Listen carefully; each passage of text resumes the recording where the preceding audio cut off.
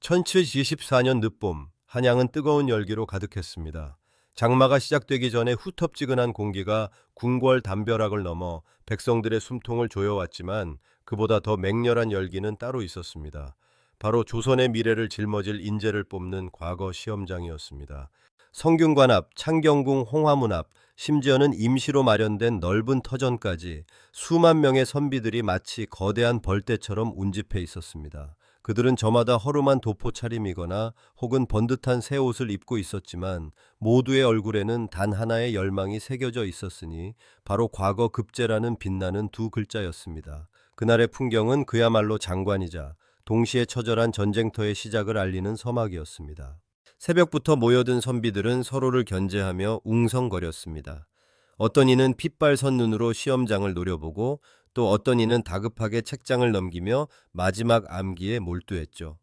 갓을 고쳐 쓰는 손길은 미세하게 떨렸고 깊게 한숨을 쉬는 이들의 어깨는 청은망은 무거워 보였습니다.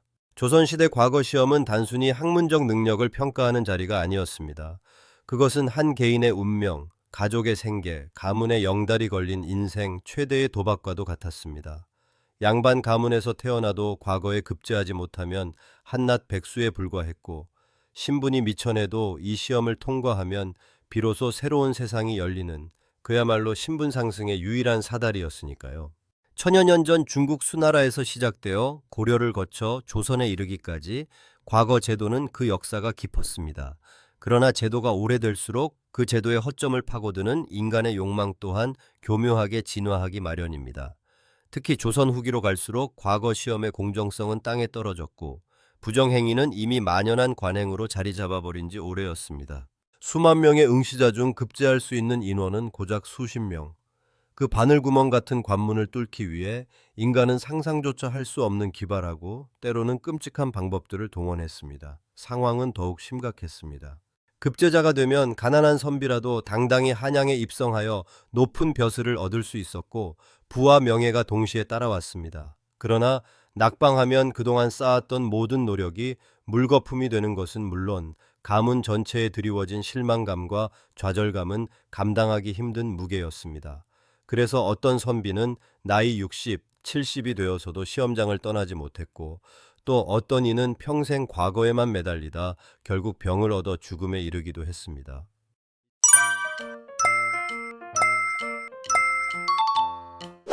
이처럼 극한의 상황은 사람들을 더욱 궁지로 몰아넣었고 결국 어떤 수단과 방법을 가리지 않고 합격하려는 무시무시한 광기로 이어졌습니다. 시험장 풍경은 이내 소란스러워지기 시작했습니다. 시험관의 호령이 떨어지고 응시자들은 일제히 정해진 자리로 향했습니다. 넓은 마당에 일렬로 늘어선 책상들, 그 위에는 하얀 종이와 먹, 붓이 놓여 있었죠. 시험 문제는 비장한 목소리로 낭독되었습니다. 유교 경전의 난해한 구절을 풀거나 시국에 대한 정책을 제시하는 것이 주된 내용이었죠. 붓을 든 선비들의 눈빛은 어느새 이글거리는 불꽃으로 변했습니다. 고요함 속에서도 뿜어져 나오는 그들의 열기와 긴장감은 칼날처럼 날카로웠습니다. 그러나 그 치열한 학문적 대결의 장 뒤편에는 검은 그림자가 드리워져 있었습니다. 가장 흔하면서도 원시적인 방법은 바로 대리응시였습니다. 자신보다 학문이 뛰어나지만 시험을 볼 수 없는 처지의 사람을 고용하여 대신 시험을 치르게 하는 것이었죠. 물론 적발되면 본인은 물론 대리응시자까지 엄벌에 처해졌지만 한 번의 성공은 평생을 좌우했기에 그 유혹은 뿌리치기 힘들었습니다. 또한 시험지에 직접 답을 적어가는 책자는 기본적인 부정행위였습니다. 아주 작은 글씨로 경전의 핵심 구절이나 예상 답안을 비단 조각이나 얇은 종이에 빼곡히 적어 옷 속에 숨기거나 심지어는 붓대 안에 말아 넣는 기상천외한 방법까지 동원되었죠. 한 번은 시험관들이 수색을 엄격히 진행했을 때의 일입니다. 한 응시자가 자신의 붓을 잃어버렸다며 당황하는 기색을 보였습니다. 시험관은 이상하게 여겨 그가 지니고 있던 다른 붓을 자세히 살펴보았죠. 놀랍게도 그 붓에 가는 털 속에 육안으로는 거의 식별 불가능한 정도로 작은 글씨들이 빼곡하게 새겨져 있었습니다.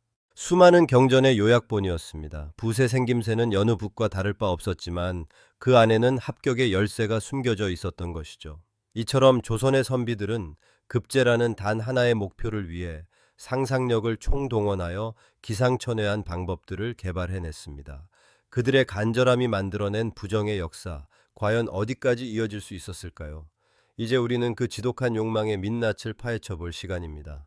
붓 속에 숨겨진 작은 글씨, 그것은 개인이 발휘할 수 있는 기지와 절박함의 산물이었지만 조선의 과거 시험을 좀먹던 부정의 역사는 그보다 훨씬 더 거대하고 조직적인 그림자를 드리우고 있었습니다. 마치 거미줄처럼 복잡하게 얽힌 이해관계 속에서 시험의 공정성은 이미 뿌리부터 썩어 들어가고 있었죠. 수만 명의 선비들이 한데 모여 붓을 놀리는 그 순간에도 시험장 내부와 외부에서는 은밀한 공모가 마치 거대한 기계처럼 작동하고 있었습니다.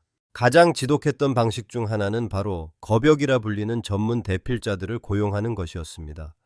이들은 그 누구보다 뛰어난 학문적 실력과 글재주를 가진 인물들이었죠. 하지만 벼슬길이 막혔거나 혹은 다른 이유로 직접 시험을 치를 수 없는 처지인 경우가 많았습니다. 이들은 막대한 돈을 받고 합격을 간절히 원하는 양반가의 자제들을 위해 대신 답안지를 작성해 주었습니다. 겁역들은 시험장 근처에 미리 마련된 비밀스러운 장소에 모여 시험 문제가 발표되면 그 문제를 받아 적고 밤새워 정답을 써 내려갔습니다. 완벽한 문장과 날카로운 논리로 채워진 답안지는 마치 보물을 품은 종이처럼 은밀하게 시험장 안으로 잠입했습니다. 이 모든 과정을 총괄하는 존재가 있었으니 바로 책력군이라 불리는 시험 브로커들이었습니다. 이들은 부유한 응시자들과 실력 있는 겁역들을 연결하고 시험관이나 하급 관료들을 매수하여 답안지를 전달하는 교묘한 네트워크를 구축했습니다. 시험 당일 문제지를 입수하는 것부터 시작해 겁역이 작성한 답안지를 시험장 안의 응시자에게 무사히 건네주는 것까지 이 모든 과정은 한치의 오차도 없이 마치 잘 짜인 연극처럼 진행되었습니다. 새벽녘 시험장의 문이 열리기 전부터 책력군들은 분주했습니다. 그들의 눈빛은 매서웠고 입술은 굳게 다물려 있었습니다. 은밀한 거래가 오가는 뒷골목의 어둠 속에서 돈다발이 오고 갔고 굳은 맹세가 속삭여졌습니다. 합격은 곧 부와 명예였기에 그 대가는 상상을 초월했습니다. 단 한 번의 급제를 위해 한 가문의 재산이 송두리째 바쳐지기도 했습니다. 그만큼 시험 브로커와 겁역들은 엄청난 부를 축적할 수 있었고 이는 다시 더 큰 부정행위로 이어지는 악순환의 고리였습니다. 시험장 내부의 풍경은 그야말로 일촉즉발의 긴장감으로 가득했습니다. 수만 명의 응시자들 사이에서 답안지를 기다리는 자들의 심장은 불안하게 뛰었습니다. 땀으로 축축한 손으로 붓을 쥐었지만 그들의 눈은 끊없이 주변을 살폈습니다.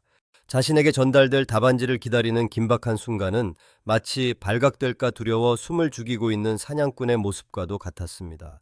멀리서 날아드는 쪽지 한 장, 감시의 눈을 피해 살짝 건네지는 종이 뭉치 하나하나에 그들의 운명이 달려 있었으니까요.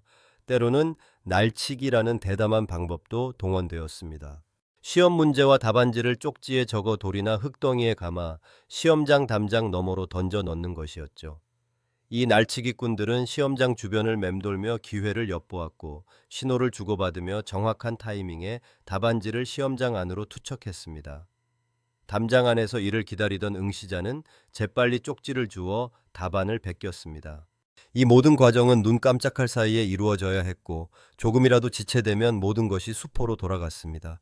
바람소리 하나에도 심장이 철렁 내려앉는 순간의 연속이었습니다. 물론 이런 부정행위가 언제나 성공했던 것은 아닙니다. 감시를 담당하는 시험관들 또한 바보는 아니었습니다. 의심스러운 행동을 보이는 응시자는 즉시 끌려나가 추궁을 당했고 죄가 드러나면 과거 응시 자격 박탈은 물론 심하면 곤장을 맞고 유배를 가는 등 엄한 처벌을 받았습니다. 대리 응시를 한 거잖아 답안지 전달을 도운 책력군들 역시 발각되면 마찬가지의 형벌을 피할 수 없었습니다. 때로는 한 명의 부정행위가 발각되어 그와 연루된 수십 명의 인생이 나락으로 떨어지는 비극적인 상황이 벌어지기도 했습니다. 하지만 그 모든 위험에도 불구하고 과거 시험의 유혹은 너무나 강력했습니다. 한번 합격하면 가문 전체의 운명이 바뀌고 일평생을 부귀영화 속에서 살 수 있다는 달콤한 약속은 사람들을 끊임없이 시험의 검은 유혹으로 이끌었습니다. 신분 상승의 사다리가 봉쇄된 사회에서 과거 시험은 유일한 탈출구였고 그 탈출구를 위해서라면 어떤 수단과 방법도 정당화될 수 있다고 믿는 사람들이 늘어났습니다. 이런 시험 부정은 단순히 개인의 문제가 아니었습니다. 과거 시험의 공정성이 무너지면서 능력보다는 돈과 권력으로 급제한 이들이 조정의 요직을 차지하게 되었습니다. 그 결과는 참담했습니다. 백성들의 삶은 더욱 피폐해졌고 나라의 기강은 흔들렸습니다. 부정부패는 마치 썩어 들어가는 살점처럼 조선의 곳곳을 잠식했고 이는 결국 거대한 시대의 불행으로 이어질 수밖에 없었습니다. 정당한 노력이 아닌 편법으로 얻은 영광은 결코 오래갈 수 없다는 진실을 우리는 역사의 비극 속에서 깨닫게 됩니다. 과연 조선은 이 뿌리 깊은 부정의 굴레에서 벗어날 수 있었을까요? 아니면 결국 스스로 파멸의 길을 걷게 되었을까요? 이 뿌리 깊은 부정의 굴레에서 벗어나려는 시도가 없었던 것은 결코 아니었습니다. 지식과 인재가 나라의 근간이라 믿었던 현명한 군주와 꼿꼿한 선비들은 이 썩어 들어가는 제도를 바로잡기 위해 수많은 밤을 새워 고뇌했습니다. 그들의 눈빛은 서슬퍼런 칼날 같았고 결단은 단호했습니다. 왕들은 비정상적으로 높은 합격률을 보인 시험장을 해마다 주시했고 응시자 명단과 답안지를 직접 대조하며 이상 징후를 살폈습니다. 때로는 시험관을 불시에 교체하거나 엄격한 감찰을 명하여 부정행위의 싹을 자르려 했습니다. 가장 먼저 칼을 들이댄 것은 바로 시험장 내부의 허술함이었습니다. 시험장의 감시를 강화하고 시험관의 수를 늘리는 것은 물론 응시자들의 좌석을 무작위로 배정하여 특정 인물들이 서로 가깝게 앉아 공모하는 것을 막으려 했습니다. 시험 시작 직전 응시자들의 몸을 수색하여 부정행위에 사용될 수 있는 작은 쪽지나 도구를 찾아내기도 했습니다. 필사적으로 숨겨진 붓 속의 작은 글씨나 옷깃에 감춰진 미니 족보 같은 것들을 색출해내는 작업은 언제나 신경이 곤두서는 일이었습니다. 시험장의 분위기는 마치 죄인을 신문하는 옥사와 다를 바 없었습니다. 고요하지만 그 속에는 발각될까 두려워 숨죽이는 자들과 기어이 부정행위를 찾아내려는 감시자들의 팽팽한 신경전이 흐르고 있었죠. 그러나 부정의 수법은 감시의 눈보다 한 발 앞서 달아나는 그림자 같았습니다. 왕실의 언명을 비웃기라도 하듯 음성적인 거래와 교묘한 술수는 더욱 은밀하고 조직적으로 진화했습니다. 시험관을 매수하는 방식은 더욱 교활해졌습니다. 특정 응시자의 답안지를 슬쩍 다른 답안지와 바꿔치기 하거나 채점 과정에서 고의적으로 점수를 높게 주는 방식으로 합격을 도왔습니다. 이들은 뇌물로 받은 막대한 재물을 이용해 자신의 죄를 은폐하고 오히려 더 큰 권력을 탐하며 부정의 사슬을 더욱 견고하게 만들었습니다. 시험 감독을 위해 파견된 관리들조차 뇌물의 유혹과 자신을 둘러싼 권력자들의 압력 앞에서 양심을 저버리는 경우가 부지기수였습니다. 개혁을 부르짖던 목소리는 거대한 기득권의 벽에 부딪히기 일쑤였습니다. 조정에서는 부정부패 척결을 위한 논의가 끝없이 이어졌지만 정작 실질적인 변화를 이끌어내는 것은 요원했습니다. 시험 부정을 통해 관직에 오른 이들이 이미 조정의 요직을 차지하고 있었기에 그들 스스로가 자신의 뿌리를 자르는 개혁에 찬성할 리 만무했죠.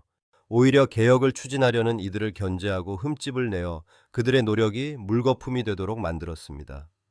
개혁의 불씨는 켜지는 듯 하다가도 이내 매서운 역풍에 휘말려 꺼져버리기를 반복했습니다.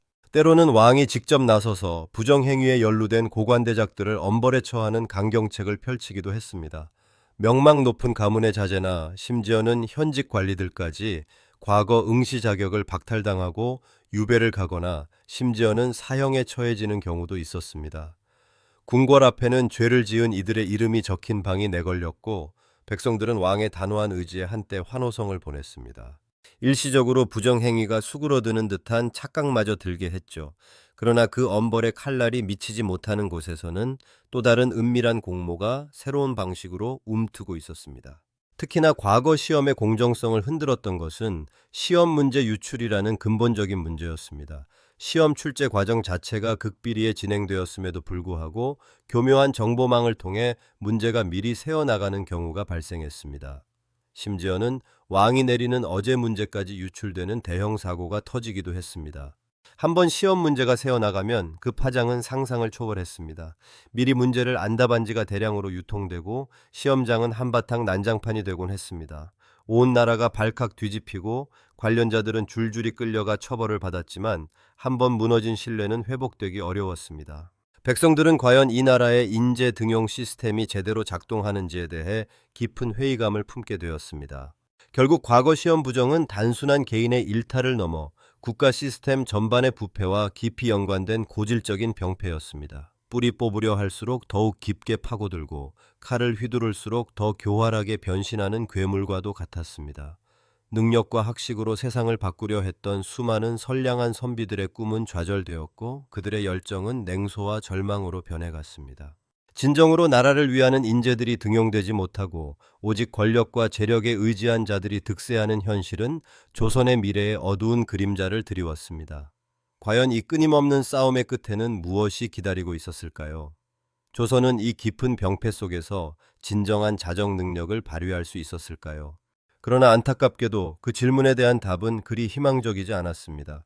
숱한 노력과 단호한 의지에도 불구하고 과거 제도의 뿌리 깊은 병폐는 결국 조선 사회를 좀먹는 거대한 암덩이가 되어버렸습니다. 정화되지 못한 부패는 탕류가 되어 나라의 근간을 흔들었고 그 탕류는 백성의 삶을 덮쳐버렸습니다. 가장 먼저 무너져 내린 것은 바로 국가의 근간을 이루는 관료 시스템이었습니다. 능력과 학식으로 채워져야 할 조정의 관아들은 돈과 권력을 등에 업은 자들의 놀이터로 변해갔습니다. 재물을 바쳐 관직에 오른 관리들은 백성을 보살피기는커녕 제 배를 채우기에 급급했습니다. 한 고을의 수령이 된 자는 가혹한 세금을 거둬들이고 부당한 판결을 내렸으며 심지어는 백성들의 땅을 빼앗아 부를 축적했습니다. 민생은 피폐해지고 원성이 자자했지만 누구도 그들에게 감히 항변할 수 없었습니다. 그들의 뒤에는 더 거대한 부정의 세력이 굳건히 버티고 있었으니까요. 국가 행정은 마비지경에 이르렀습니다. 인재를 고르는 문이 썩어버리자 물기를 다스리고 재해를 막는 치수사업은 방치되었습니다. 백성들의 억울함을 풀어줄 사법체계는 돈 없는 자들에게는 높은 벽이 되었고 군사력은 훈련받지 못한 병사들과 무기 없는 군대로 허물어져 갔습니다. 비가 오면 제방이 무너져 논밭이 잠기고 가뭄이 들면 백성들은 굶주려 죽어갔지만 정작 관에 앉은 관리들은 자신의 안위만을 걱정했습니다. 진정으로 나라를 위하고 백성을 사랑하는 마음을 가진 이들은 좌천되거나 아예 관직을 멀리하며 세상의 부조리를 외면하는 지경에 이르렀습니다. 이러한 부패는 결국 백성들의 가슴속에 깊은 불신과 절망을 심었습니다. 과거 시험, 즉 출세의 유일한 사다리가 돈 있고 힘 있는 자들의 전유물이 되어버리자 젊은이들은 더 이상 밤새 책을 부여잡고 학문에 매진할 이유를 찾지 못했습니다. 아무리 노력해도 소용없다. 어차피 저들만의 세상이다 라는 냉소가 사회 전반에 퍼져나갔습니다. 학문에 대한 열정은 식어갔고 맑고 깨끗한 영혼으로 세상에 기여하려던 수많은 선비의 꿈은 산산이 부서졌습니다. 그들은 붓 대신 술잔을 들거나 아예 산속으로 들어가 속세와 단절하며 울분을 사겼습니다. 과거 제도의 타락은 단순히 개인의 좌절을 넘어 사회 계층 간의 골을 더욱 깊게 파고들었습니다. 아무리 뛰어나도 가난한 집안 출신의 인재는 세상에 나설 기회조차 얻지 못했고 반대로 무능해도 돈과 배경만 있으면 고위 관직에 오르는 웃지 못할 현실이 반복되었습니다. 음서제도, 즉 조상의 덕으로 관직에 오르는 제도가 있었다 한들 과거 시험은 조선의 핵심적인 인재 등용 시스템이었고 이를 통해 진정한 능력자가 발탁되어야 했습니다. 그러나 이제 그마저도 무의미해진 셈이었습니다. 양반은 부를 축적하고 급으로 또 다른 권력을 사며 철옹성 같은 기득권을 형성했습니다. 반면 대다수의 백성은 희망 없는 나날을 보내야 했습니다. 결국 이러한 불만과 좌절은 민심의 저항으로 이어졌습니다. 탐욕스러운 관리들의 폭정에 시달리던 백성들은 더 이상 참지 못하고 봉기했습니다. 각지에서 크고 작은 밀란이 끊이지 않았고 백성들은 나라의 관리들이 도적 때보다 못하다고 탄식했습니다. 이 밀란들은 단순히 배고픔 때문만은 아니었습니다. 그들의 깊은 좌절감 속에는 정의가 실종된 세상, 능력이 아닌 돈으로 모든 것이 결정되는 부조리한 세상에 대한 근원적인 분노가 자리하고 있었습니다. 과거 시험 부정은 이렇게 조선이라는 거대한 배의 선체를 갉아먹는 존벌레가 되어 결국에는 배가 나아가야 할 방향을 잃게 만들었습니다. 인재가 제대로 등용되지 못하고 기강이 무너지며 백성의 신뢰를 잃은 국가는 외세의 침략과 내부의 혼란 앞에서 속수무책일 수밖에 없었습니다. 한때 동방의 예의지국이자 학문으로 이름을 떨쳤던 조선은 내부로부터 골마 터지는 병폐로 인해 서서히 그 빛을 잃어가고 있었습니다. 과연 이토록 깊어진 병을 치유할 수 있는 해법은 존재했을까요? 혹은 이 부패의 고리는 결국 조선을 파멸로 이끌게 될까요? 그 비극적인 그림자는 점차 짙게 드리워지고 있었습니다. 조선 팔도 산하에는 굶주림에 지쳐 쓰러지는 백성들의 신음소리가 끊이지 않았고 탐관오리의 수탈은 가뭄과 홍수보다 더 잔혹한 재앙으로 그들의 삶을 짓밟았습니다. 농민들은 뙤약볕 아래 피땀 흘려 지은 농작물을 세금이라는 이름으로 빼앗기고 남은 한 톨마저 고리대금업자의 빚 독촉에 넘겨주어야 했습니다. 자식의 입에 풀칠이라도 해주기 위해 가진 것을 모두 팔아치우고 결국에는 정든 고향을 등진 채 정처 없이 떠도는 유민의 행렬은 끝없이 이어졌습니다. 황량한 들판에는 폐허가 된 마을들만이 덩그러니 남아 스산한 바람소리만 울려 퍼졌습니다. 그 풍경은 마치 국가가 서서히 죽어가는 모습을 연상케 했습니다. 국가의 재정은 바닥을 드러냈고 조정의 금고는 텅 비어갔습니다. 세금은 제대로 거치지 않았고 어렵게 거친 세금마저 중간에서 관리들의 주머니로 새어 들어갔습니다. 나라의 곳간이 비어가니 백성을 위한 사업은 엄두도 내지 못했습니다. 무너진 제방은 다시 쌓지 못해 비만 오면 마을이 잠기기 일쑤였습니다. 흉년이 들어도 구휼미는커녕 굶어 죽는 백성들을 외면할 수밖에 없었습니다. 심지어 병든 자를 돌보고 죽은 자를 묻어주는 최소한의 돌봄조차 국가의 손길이 닿지 않는 곳이 허다했습니다. 백성들은 나라가 자신들을 버렸다고 생각했고 더 이상 국가에 대한 어떤 기대나 충성심도 품지 않게 되었습니다. 그들의 눈에는 희망 대신 깊은 절망과 체념만이 가득했습니다. 이러한 사회적 혼란 속에서 치안은 급격히 악화되었습니다. 굶주림에 지친 이들은 도적대를 이루어 양반들의 집을 털거나 심지어는 관할을 습격하기도 했습니다. 도적대가 창궐하니 길을 가는 상인들은 목숨을 걸어야 했고 고을을 지켜야 할 군사들은 부패한 상관의 명령에 따라 움직이거나 자신들 역시 굶주림에 지쳐 제 역할을 하지 못했습니다. 군포와 환곡이라는 명목으로 백성을 수탈하던 군대는 이제 더 이상 백성의 수호자가 아니었습니다. 그들은 오히려 또 다른 착취의 주체가 되어버린 셈이었습니다. 산과 들, 그리고 마을 어귀마다 불안과 공포의 그림자가 드리워졌습니다. 법과 질서는 허물어지고 힘없는 백성들은 누구에게도 의지할 수 없는 무정부 상태와 다름없는 현실에 내던져졌습니다. 학문의 길 역시 더욱 깊은 나락으로 떨어졌습니다. 능력과 실력으로 인정받는 인재 등용의 문이 완전히 닫히자 성실하게 학문에 정진하던 선비들은 좌절을 넘어 분노에 휩싸였습니다. 그들은 더 이상 책상에 앉아 경전을 읽거나 시를 읊는 것에서 의미를 찾지 못했습니다. 일부는 세상의 부조리를 개탄하며 술로 세월을 보내거나 아예 산속으로 들어가 은둔하며 스스로를 고립시켰습니다. 또 다른 일부는 오히려 현실에 편승하여 권력에 아첨하고 부정부패의 사슬에 스스로를 묶어 넣는 길을 택했습니다. 과거 제도의 명예와 가치는 땅에 떨어졌고 이는 곧 조선 사회를 지탱하던 유교적 이념의 근간마저 흔들었습니다. 도덕과 윤리는 공연불이 되었고 오직 개인의 이득과 권력만이 삶의 유일한 가치인 것처럼 여겨지는 지경에 이르렀습니다. 이렇듯 내부적으로 깊이 썩어가던 조선은 밖으로는 날로 거세지는 외세의 위협에 무방비로 노출되었습니다. 탐관오리들의 주머니를 채우느라 군비는 제대로 확충되지 못했고 오랜 시간 훈련받지 못한 병사들은 오합지졸에 불과했습니다. 국경 수비는 허술했고 바다를 지켜야 할 수군은 유명무실했습니다. 나라의 곳간이 비어 무기를 살 돈도 군사들을 먹일 양식도 부족했습니다. 외교 역량 또한 내치의 혼란으로 인해 크게 약화되었습니다. 주변국들은 조선의 이러한 취약성을 간파하고 호시탐탐 기회를 엿보았습니다. 밖으로는 새로운 문명을 등에 업은 서구 열강의 압박이 점차 현실화되고 있었고 안으로는 허약해진 국력과 민심 이반이 국가의 존립을 위협하는 이중고에 시달리게 된 것입니다. 조선 왕조는 마치 거대한 짐을 지고 위태롭게 흔들리는 늙은 배와 같았습니다. 선장은 항해의 방향을 잃었고 선원들은 제각기 자기 목만 챙기기에 바빴으며 배 밑바닥은 썩어 물이 스며들고 있었습니다. 돛대는 부러지고 키는 고장 났는데 폭풍은 점점 더 거세게 몰려오고 있었습니다. 한때 동방의 문명국으로 자부했던 조선의 찬란했던 역사는 이제 깊은 어둠 속으로 가라앉는 듯 보였습니다. 희망의 빛은 점차 사그들고 절망의 그림자는 조선 땅을 완전히 뒤덮으려 하고 있었습니다. 과연 이토록 깊은 절망 속에서 조선은 다시 일어설 수 있을까요? 아니면 이대로 역사의 뒤양일로 사라지게 될까요? 그 질문에 대한 답은 역사의 엄중한 심판대 위에서 기다리고 있었습니다. 깊은 절망 속에서 조선은 과연 다시 일어설 수 있었을까요?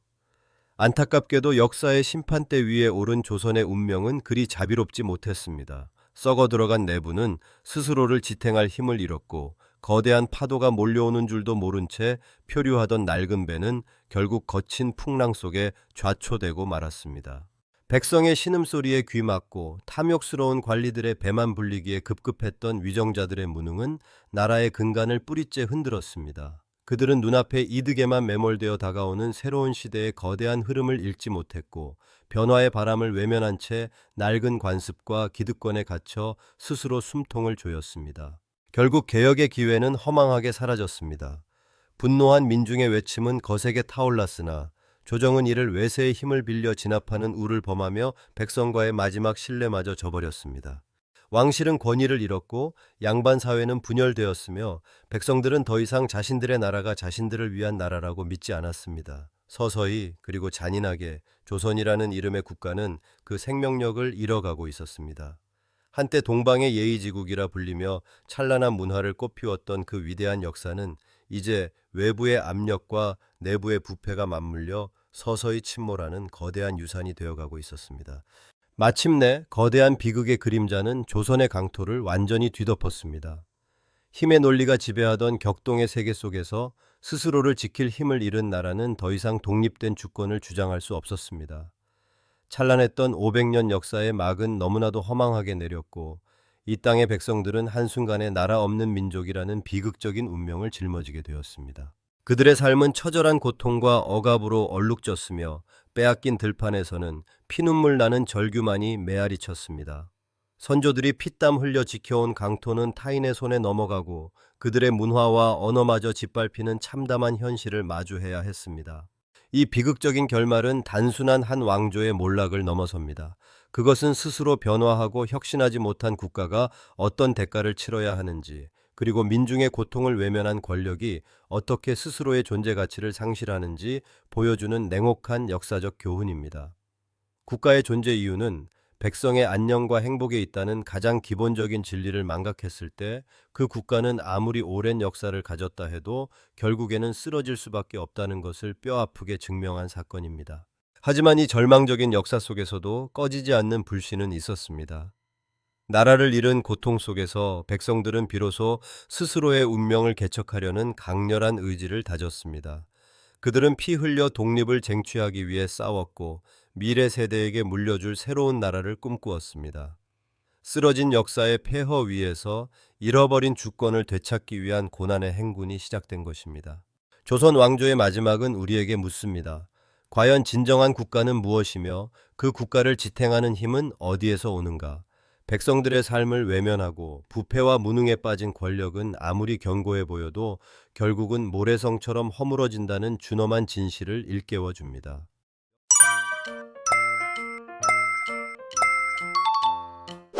역사는 과거의 기록에 머무르지 않고 현재를 비추는 거울이 됩니다. 이 아픈 역사를 통해 우리는 오늘날 우리의 공동체가 나아가야 할 길을 다시 한번 성찰하게 됩니다.